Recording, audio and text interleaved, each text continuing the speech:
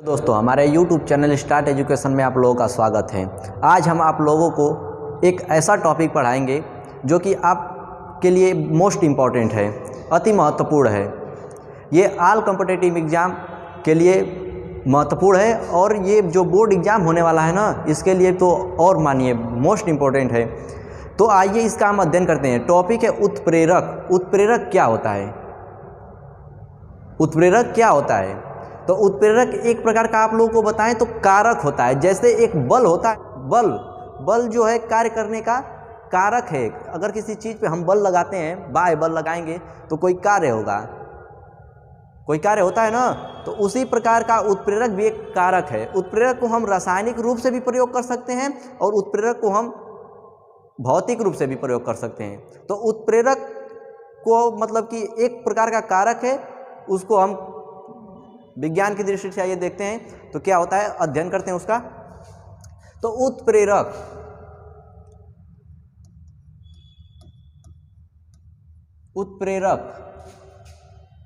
इसको बोलते हैं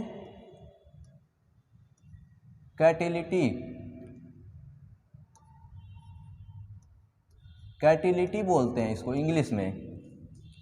तो उत्प्रेरक क्या होता है? तो उत्प्रेरक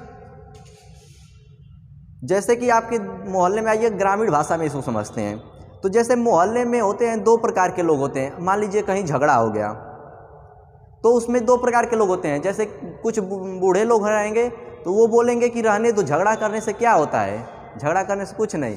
और कुछ होते हैं कि उसको और बढ़ावा देते हैं कि मारो, दो थप्पड़ और मारो। तो वही चीज़ उत्प्रेरक है। वह कुछ नहीं उत्प्रेरक है, बस वही ग्रामीण भाषा में समझे तो एक प्रकार का मोहल्ले में जैसे लोग रहते हैं, दो प्रकार के लोग होते हैं ना। कुछ तो कहेंगे कहीं झगड़ा होगा लड़कों में, तो कुछ लड़के कहेंगे कि मार दो थप्पड़। लेकिन कुछ बूढ़े लोग रहेंगे शील स्वभाव के, कहेंगे कि नहीं, झगड़ा नहीं करना चाहिए, अच्छी बात नहीं है। तो वही उत्प्रेरक होता है। तो दो प्रकार के उत्प्रेरक हुए कि नहीं? तो इसमें भी, साइंस में भी, विज्ञान में भी आपके दो प्रकार के उत्प्रेरक होते हैं। तो पहला उत्प्रेरक होता है धनात्मक उत्प्रेरक और दूसरा होता है ऋणात्मक उत्प्रेरक। बात समझ आ रही है? पहला धनात्मक और दूसरा ऋणात्मक। देखिए, उत्प्रेरक दो प्रकार का होता है, पॉजिटिव कैटेलिटी और दूसरा होता है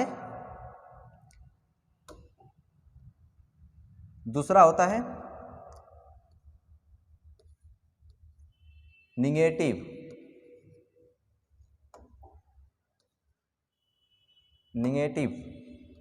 कैटेलिटी।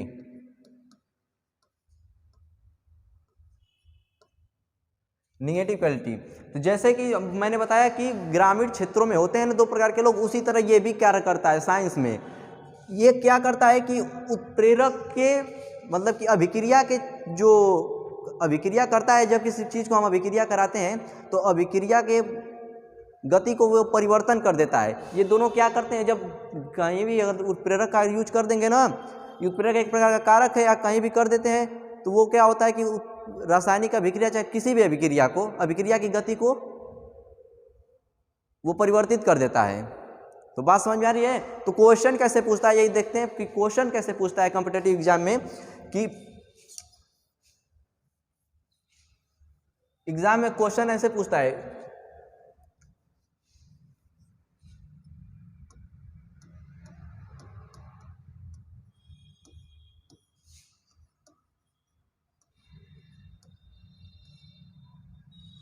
एग्जाम में क्वेश्चन पूछता है कि उत्प्रेरक क्या करता है। मान लीजिए क्वेश्चन है, तो उत्प्रेरक क्या करता है? उत्प्रेरक, तो ऑप्शन दिया रहेगा, ऑप्शन 4 ऑप्शन दिया रहेगा। क्या ऑप्शन दिया रहेगा ये देखते हैं। तो ऑप्शन आपका क्या दिया रहेगा कि अभिक्रिया के गति को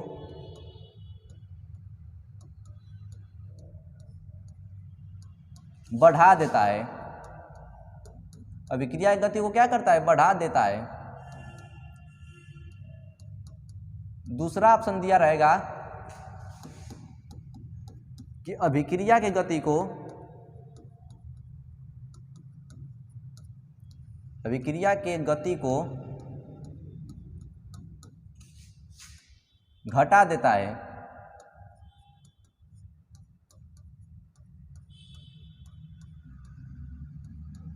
अभिक्रिया की गति को घटा देता है। और तीसरा ऑप्शन आपका क्या देता है, देखिए कि अभिक्रिया के गति को परिवर्तित कर देता है। कि हम बारी बारी से इन चारों ऑप्शन को समझते हैं। तो क्या होता है इसमें कि अभिक्रिया के गति को बढ़ा देता है। अब इसका मतलब समझते हैं, बढ़ा देता है। बढ़ा देने का मतलब कि जब हम उत्प्रेरक का यूज कर देंगे कहीं पे, अगर हम उत्प्रेरक का यूज कर दिए कहीं पे, तो ये क्या करेगा कि अभिक्रिया की गति को बढ़ा देगा। अभिक्रिया करने की मतलब कि उसकी जल्दी जल्दी अभिक्रिया करने का। जैसे मैं आइए आपको बताएं, जैसे कि जो बर्फ होता है, बर्फ ले लीजिए, बर्फ का टुकड़ा ले लीजिए, उसको नॉर्मल रख दीजिए कहीं पर, कहीं नॉर्मल रख दीजिए। नॉर्मल रख दिए तो वो क्या करेगा, वो वायु से अभिक्रिया करके मतलब क्रिया करके वो पिघलने लगेगा, धीरे धीरे पिघलने लगेगा। और इसमें उत्प्रेरक का काम अगर कराना है तो उसी जो होता है बर्फ का जो टुकड़ा है उसको गर्म कर दीजिए, उसको टेम्परेचर दे दीजिए, तो और जल्दी पिघलने लगेगा। तो वही उसमें उत्प्रेरक का काम क्या किया, वो टेम्परेचर जो नीचे से हमने दिया तो वो उत्प्रेरक का काम किया, तो वही उत्प्रेरक होता है। उसी प्रकार कोई ऐसा अभिक्रिया होता है जिसमें उत्प्रेरक का यूज कर देंगे हम, तो वो अभिक्रिया की गति को घटा देता है। वो अभिक्रिया को गति को घटा देता है। जैसे किसी चीज़ में हम कुछ मिला देते हैं तो वो गाढ़ा हो जाता है, वो उत्प्रेरक वहाँ पे क्या करता है कि अभिक्रिया की गति को घटा देता है, अभिक्रिया करने की गति उसकी घट जाती है। तो वही चीज़ होता है, बढ़ा देता है, घटा देता है, दो चीज़ हुआ। और तीसरा क्या होता है, परिवर्तन कर देता है, परिवर्तित कर देता है। तो परिवर्तित करने का मतलब क्या है कि वो बदल देगा, अभिक्रिया की गति को वो बदल देगा। अगर अभिक्रिया तेज हो रही है तो उसको कम कर देगा, अगर कम हो रहा है तो उसको बढ़ाकर तेज कर देगा। ये परिवर्तन करता है। तो इसका कुछ बच्चे इसका राइट आंसर बताएंगे कि अभिक्रिया की गति को बढ़ा देता है, लेकिन कुछ बताएंगे घटा देता है, लेकिन इसका राइट आंसर सी है। ये दोनों एकदम गलत है, एकदम फुल रूप से गलत है, संपूर्ण रूप से गलत है। और एकदम राइट आंसर है परिवर्तित कर देता है। क्योंकि अगर उत्प्रेरक का कहीं हम प्रयोग करेंगे तो हमको ये नहीं पता रहेगा कि ये उत्प्रेरक की क्रिया को बढ़ाएगा या घटाएगा, माना एक प्रकार से मान लेते हैं तो, लेकिन ये निश्चित रहेगा कन्फर्म रूप से, ये कन्फर्म रहेगा कि वो परिवर्तित कर देगा, उसके गति को परिवर्तित करेगा, अभिक्रिया की गति को परिवर्तित करेगा। ये हम जानते हैं,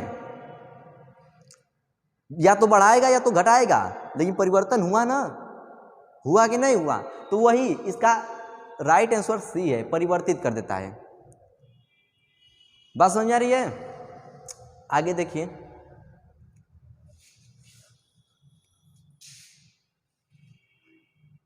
आगे देखिए कि उत्प्रेरक दो प्रकार का मैंने बताया, एक धनात्मक एक ऋणात्मक। तो धनात्मक उत्प्रेरक जो अभिक्रिया गति को बढ़ा देते हैं उसको धनात्मक कहते हैं, और जो घटा देते हैं उसे ऋणात्मक कहते हैं। जैसे मोहल्ले के आदमी को बताएं, बूढ़े आदमी ऋणात्मक उत्प्रेरक, और जो नौजवान होते हैं झगड़ा करने के लिए उत्सुक रहते हैं तो वो धनात्मक उत्प्रेरक। वो झगड़ा को गति प्रदान कर देंगे, गति और दे देंगे। झगड़ा हो रहा है तो वहाँ पे आपको शांत नहीं कराएंगे, छुड़ाएंगे नहीं, और नौजवान रहेंगे तो और बढ़ा देंगे झगड़ा को, तो वो धनात्मक उत्प्रेरक। उसी प्रकार दो उत्प्रेरक होते हैं। हाँ, इसका एक मूल एक गुण और है, उत्प्रेरक का एक गुण और है, ये क्या करता है, अभिक्रिया में भाग नहीं लेगा। उत्प्रेरक का सबसे अच्छा ये प्रॉपर्टी है कि ये अभिक्रिया में भाग नहीं लेता है, अभिक्रिया में भाग नहीं लेता, लेकिन अभिक्रिया की गति को परिवर्तित कर देता है। यह लिख लीजिए इसको, यह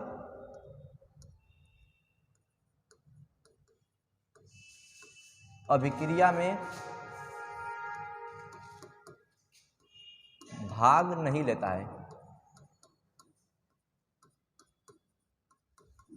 यह अभिक्रिया में भाग नहीं लेता है। जैसे कि मोहल्ले में झगड़ा होगा, आपसे किसी से झगड़ा हो गया, आपसे किसी से झगड़ा हो गया, तो वो क्या करेंगे, और जो आपको जो लड़का कहेगा ना कि मार दो थप्पड़ और, तो वो आपके साथ झगड़ा करने नहीं जाएगा, लेकिन आपको और बताएगा कि और झगड़ा कर। बात समझ में आ रही है ना? तो वो अभिक्रिया में भाग नहीं लेंगे, झगड़ा में भाग नहीं लेगा वो, लेकिन झगड़ा को बढ़ाने का वो काम करेगा, उत्प्रेरक का काम कर देगा। जैसे बूढ़ा आदमी है तो वो झगड़ा में जाके मतलब कि वो झगड़ा में भाग नहीं लेगा, लेकिन झगड़ा को रोकेगा, आपको समझाएगा। बात समझ में आ रही है? तो वही यह क्या करता है, अभिक्रिया में भाग नहीं लेता है। देखिए इसका यूज, आइए देखते हैं इसका यूज जो है, इसका यूज क्या होता है कि वनस्पति घी, जो वनस्पति तेल है उसको वनस्पति घी में बदलने के लिए उत्प्रेरक का भी यूज करते हैं। जैसे वनस्पति घी,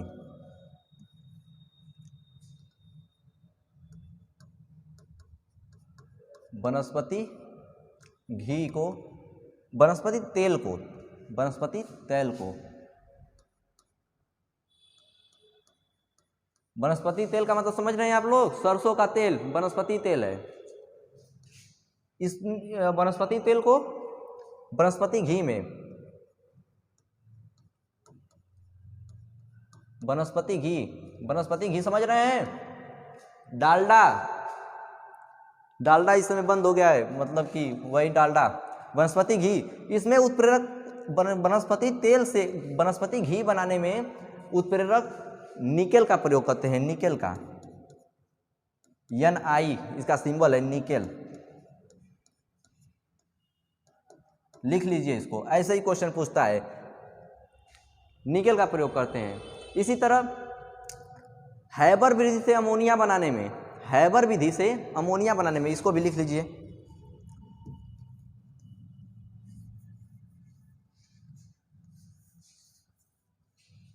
हैबर विधि से,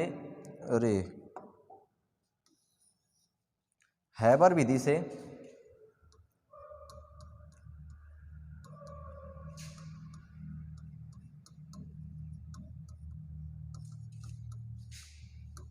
अमोनिया बनाने में,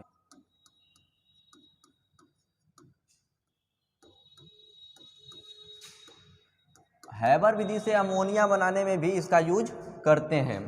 तो इसमें किस चीज का, उत्प्रेरक के रूप में किस चीज का प्रयोग करते हैं? वो होता है फेरस, Fe, इसको लौह चूड़ बोलते हैं, लौह चूड़, लोहे का चूड़।